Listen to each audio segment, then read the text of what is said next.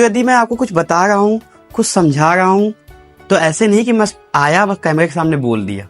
इसके पीछे बहुत मेहनत होती है, बहुत पढ़ना पड़ता है, लिखना पड़ता है, रिसर्च करनी पड़ती है, क्रॉस चेक करना पड़ता है, वीडियो एडिटिंग करनी पड़ती है, उसमें क्या गलतियां हैं, बहुत सारी चीजें होती हैं, तब आपके पास एक छोटी सी वीडियो आती है। उसके पीछे बहुत घंटों की मेहनत होती है। तो यदि मैं आपसे पैसे नहीं ले रहा हूँ तो इसका मतलब ये नहीं कि इसका मूल्य नहीं है, बल्कि ये अमूल्य है। तो इसको अमूल्य मानकर सुने और देखें। तो मैं अवगव के तरीके से ये नहीं कहूंगा कि ये 5000 तरीके हैं, इन्हीं 5000 तरीकों से पैसा कमाया जा सकता है। इन 5000 में 2 तरीके ऐसे हैं जो सबसे अच्छे हैं, 3 आपको यहाँ से मिल सकते हैं, 2 यहाँ से मिल सकते हैं। ये सब फालतू की फर्जी बात है। यदि आप मेरा पेड कोर्स लेते हैं तो मैं आपको एक तरीका और बता सकता हूँ। लोग ये भी कह सकते हैं कि आप मेरे पेड कोर्स में आइए, वहाँ मैंने 2 तरीके और बताए हैं।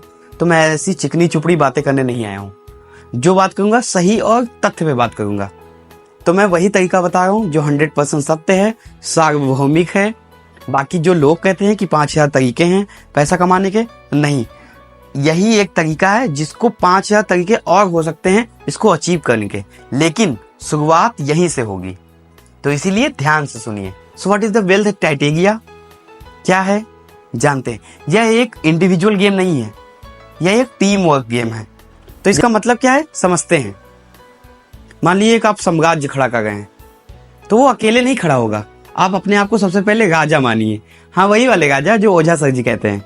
तो साम्राज्य खड़ा करना है तो रानी का भी सहयोग चाहिए। बिना रानी के आप साम्राज्य खड़ा नहीं कर सकते।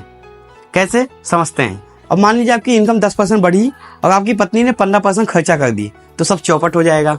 या आपकी पत्नी ने 10% बचा लिए, आप 15% उड़ाए, तो भी सब मामला चौपट हो जाएगा। तो इसी वजह से राजा रानी दोनों का समन्वय जरूरी है। कुछ समय बाद आपके राजकुमार और राजकुमारी आ जाएंगी। तो मैं ये नहीं कहता हूँ कि उनके लिए सब छोड़ के जाइए, थोड़ा बहुत छोड़ जाइए, लेकिन उनको ये सिखा जाइए, उनको कॉन्सेप्ट बता जाइए कि कैसे कमाते हैं। लेकिन समाज में क्या होता है, माता पिता केवल बच्चों के लिए पूरा छोड़ जाते हैं, फिर वो बच्चा नाश कर देता है, वो बहुत कम ही होगा जो उसको बनाएगा। तो प्राथमिकता हमेशा सिखाने पे दीजिए कि उसको कैसे कमाने का तरीका बताऊं। तो अब सबसे जरूरी बात कि पैसा बच क्यों नहीं पाता है, क्या कारण है, किसकी वजह से बच नहीं पाता है? तो कोऑर्डिनेशन नहीं है आपके पास, आपकी फैमिली में। मान लीजिए आपके पिताजी ने कह दिया कि एक जमीन लेनी है, अगर आप उनसे बातचीत नहीं करते हैं तो आपको लेना पड़ेगा। उसी बीच आपकी पत्नी ने कह दिया कि पापा बोले हैं तो उनकी बात तो सुन ली है, मुझे एक गले का हार चाहिए, आपने उनको ये नहीं ले दिया।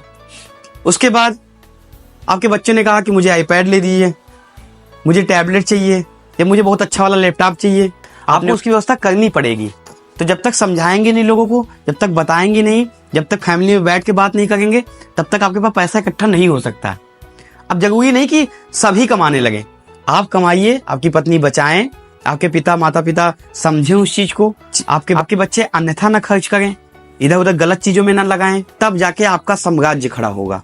तो अब जानते हैं उस तरीके के बारे में जिसकी वजह से आपके आसपास या जिन जिन लोगों को आप जानते हैं कि वो अमीर हैं, चाहे टाटा हो, बिरला हो, मुकेश अंबानी हो, धीरूभाई आनंद महिंद्रा हो, बाबा रामदेव हो, या जिन जिन लोगों को आप जानते हैं कि बहुत अमीर हैं, तो वो सब लोग ये तरीका अपनाते हैं। मान लीजिए आपके खर्चे 1 लाख रुपए हैं, तो आपको 1,20,000 कमाना पड़ेगा, फिर उस 20,000 को इन्वेस्ट करना पड़ेगा, तब जाके आप अमीरों की श्रेणी में आने लगेंगे।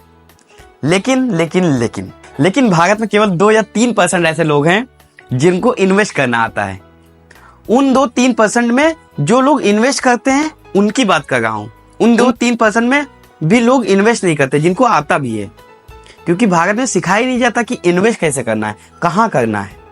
तो बहुत लोग आएंगे आपसे कहेंगे कि हम तरीका बता दें, आप पैसा कमाने लग जाएंगे। अरे इतना आसान होता तो आप क्यों नहीं कमा लिए? फिर आएंगे, अगर ऐसे ऐसे करोगे तो इतना कमा लोगे, अरे आप काहे नहीं कमा लिए? ऐसे ऐसे करोगे तो इतना बचा लोगे, तो आप क्यों नहीं बचा लिए? इन्वेस्ट एक धोखा है, अगर इसको सीखा नहीं तो सब पैसा डूब जाएगा। तो कई ऐसे हैं जो कमा नहीं पाए, जो कमाए वो बचा नहीं पाए, जो बचाए वो इन्वेस्ट नहीं कर पाए। जब इन तीनों का समन्वय हुआ, जिस व्यक्ति ने इन तीनों को मैनेज कर लिया वो अमीर बन गया।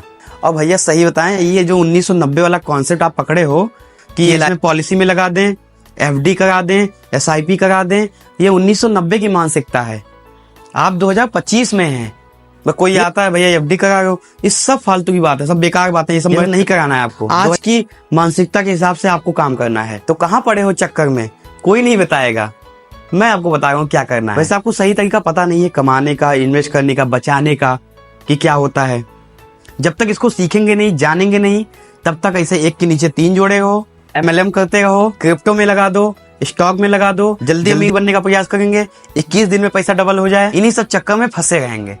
और ये समाज, ये मीडिया, ये एडवर्टाइजमेंट वाले इतना तेज होते हैं, आपके साइकोलॉजी के साथ गेम खेलते हैं। आपको इतना दिखाएंगे कि FD ये, आप भी FD में लगा देंगे। कभी जानते हो कि FD क्या है, SIP क्या है, लोन क्या है, वेल्थ क्या है? इसको सीखे हो कभी? बस किसी से सुन लिए कि भैया इतने साल बाद जब मरने लगेंगे तो आपको इतना मिलेगा। अरे जब हाथ पांव काम ही नहीं करेंगे, क्या करेंगे उस पैसे को लेकर? तो आज के लिए इतना ही। अब आगे जानते हैं कि कैसे कमाते हैं। बहुत धन्यवाद।